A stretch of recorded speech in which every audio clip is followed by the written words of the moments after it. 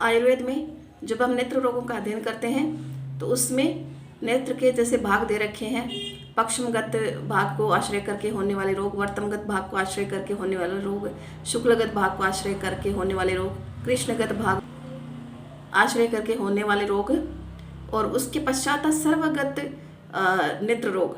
सर्वगत नेत्र रोग कहने का तात्पर्य ये है कि ये ऐसे रोग हैं जो आंख के संपूर्ण भाग को प्रभावित करते हैं, क्योंकि कुछ रोग होते हैं जो श्वेत भाग को प्रभावित करते हैं, कुछ रोग होते हैं पक्षम को प्रभावित करते हैं, कुछ कृष्ण भाग को प्रभावित करते हैं।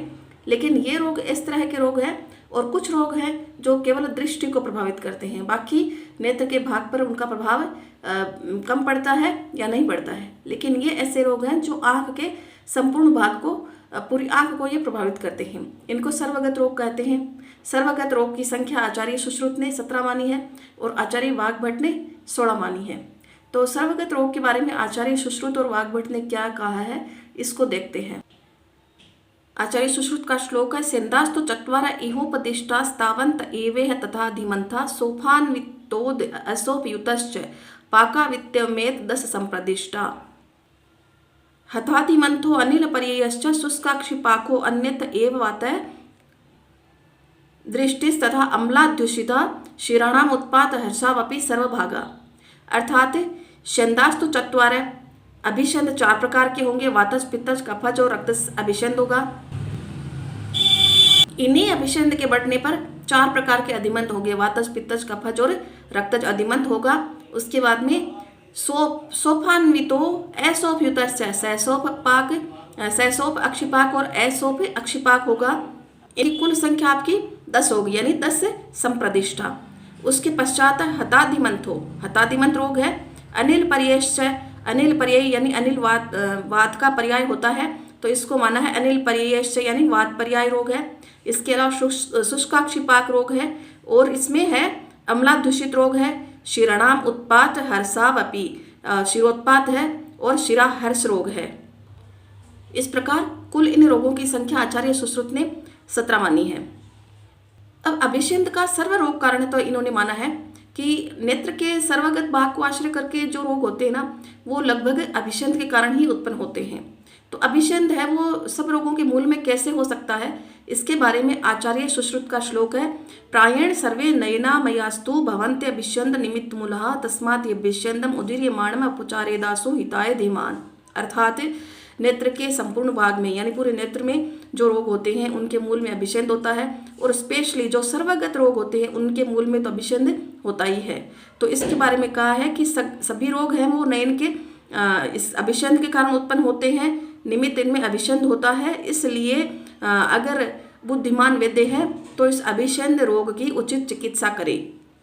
इसके बाद आचार्यों ने वातज अभिषेद रोग को कहा है। वातज अभिषेद के बारे में आचार्य सुश्रुत का श्लोक है, निस्तोदनम स्तंभन रोम हर्ष संघर्ष पारुष्य शिरो अभितापा विशुष्क भाव शिशिरा श्रुता च वाताभिपन्ने नयने भवन्ति। अर्थात वातज अभिषेद रोग में निस्तोदनम नेत्र में सुई चुभने के समान पीड़ा होगी, स्तंभन रोम हर्ष संघर्ष पारुष्य शिरो अभितापा, स्तंभन होगा आंख जकड़ी सी महसूस होगी, रोम हर्ष आंख में बिल्कुल सेंसेशन है वो हो जाएगा, संघर्ष यानी फॉरेन बॉडी सेंसेशन होगा, आंख में करकरीमा ऐसे लगा जैसे आंख में कुछ गिर गया है, पारुष्य आंख में कठोरता हो जाएगी, शिरोभितापा और सिर में वेदना होगी या फिर किसी भी प्रकार से सिर है वो प्रताड़ित रहेगा। विशुष्क भाव शिशिरा श्रोताचय, आंख है वो आंख बिल्कुल सूखी महसूस होगी, आंख का मेल होगा वो बिल्कुल सूखा महसूस होगा, और शिशिरा श्रोता आंख से शीतल अश्रु का स्राव होता रहेगा। यह वात से उत्पन्न वातज अभिषेद रोग के लक्षण आचार्य सुश्रुत ने माने हैं। इसी के लक्षण है वो आचार्य वाग्भट के अनुसार है, वातेन नेत्रे अभिषेदे नासा नाहो अल्प सोपता संखाक्षी भ्रू ललाटस्य तोद स्फुरण भेदनम शुष्का अल्पादूषिका शीतम अच्छम अश्रु चला रुजह निमेषोन्मेषणम कृच्छा जंतु नामिव शर्पणम अक्षात्मा मिवा भाति सूक्ष्मे सल्लेरिवाचितम स्निग्धोष्णोश्चोपशमनम सो अभिषेद है। ये आचार्य वाग्भट का श्लोक है। आचार्य वाग्भट के अनुसार क्या होगा इसमें, वातेन नेत्रे अभिषेदे नासा ना हो अल्पसोपता, यानी नासा में ना है होगा, आना है हो जाएगा, मतलब नाक रुकी हुई सी प्रतीत होगी, नाक बंद सी प्रतीत होगी। अल्पसोपता आंख है वो अक्षी है, उसमें अल्प सोप हो जाएगी यानी सूजन होगी लेकिन थोड़ी होगी।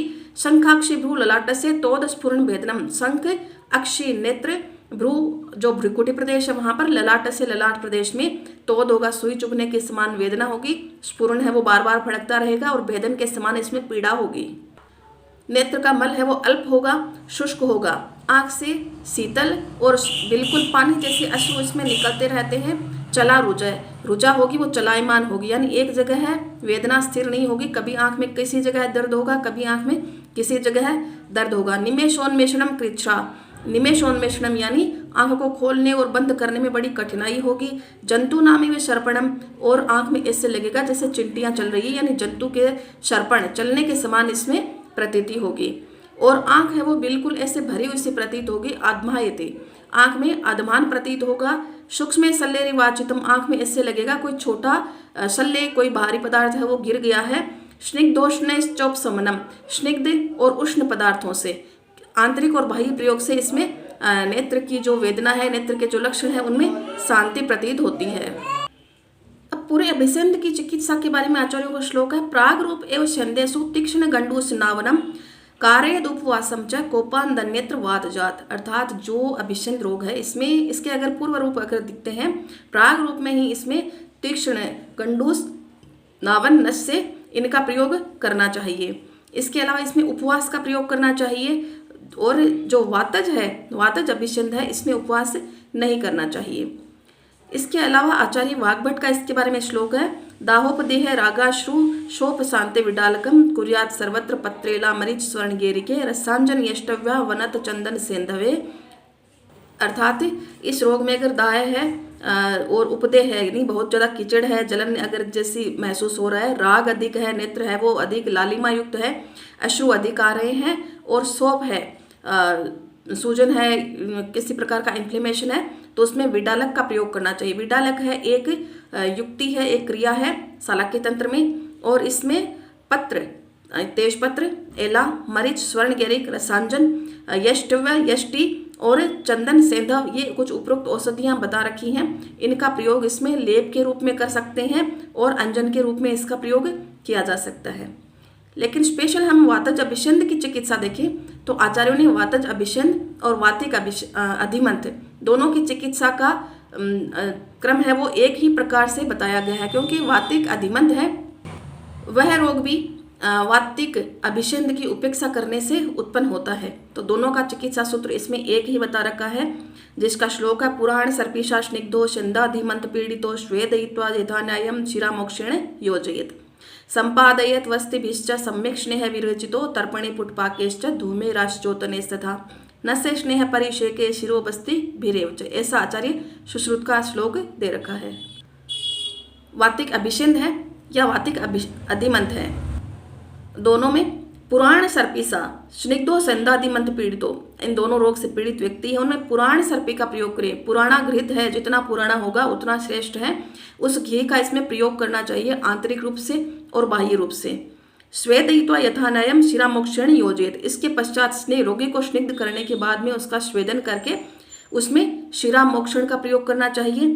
उसके पश्चात इसमें सम्यक स्नेह विरोचित, तो उसके पश्चात सम्यक स्नेहित करके रोगी को उसमें विरेचन देना चाहिए। विरेचन के पश्चात वस्ति का प्रयोग इसमें करना चाहिए। उसके पश्चात में तर्पण, पुटपाक, धूमपान, आश्चोतन इनका प्रयोग रोगी में करना चाहिए। नस्य का प्रयोग करें, परिषेक का इसमें प्रयोग करें और शिरोबस्ति का भी प्रयोग है वो वातिक अभिसंध और अधिमंथ में किया जा सकता है।